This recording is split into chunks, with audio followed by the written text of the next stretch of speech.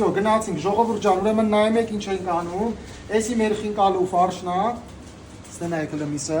Էսի մեր խինկալն է, էսի լամաջոյի ֆարշերն է, նախորդ ուժը արդեն աղացած։ Էսի մեր կանաչին է, ուղարկելու ենք լամաջոյի մեջ, խառը կանաչին, նայեք ինչ թարմ, այսենց։ Էսի արդեն աղացել ենք նախորդ պամիդորա, բիբարա, սոխ, սխտոր աղացել ենք, էսի լամաջոյին է գնում։ Էսի գնում է մեր մոտ արդեն խինկալու մեջ,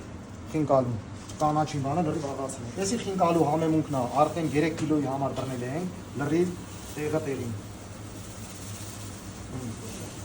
Էսի լամաջոյի համեմունքներն արդեն լրիվ բռնել ենք։ Նայեք ինչ ձև ենք աշխատում ենք։ Ստեղ նայեք։ Սենց բան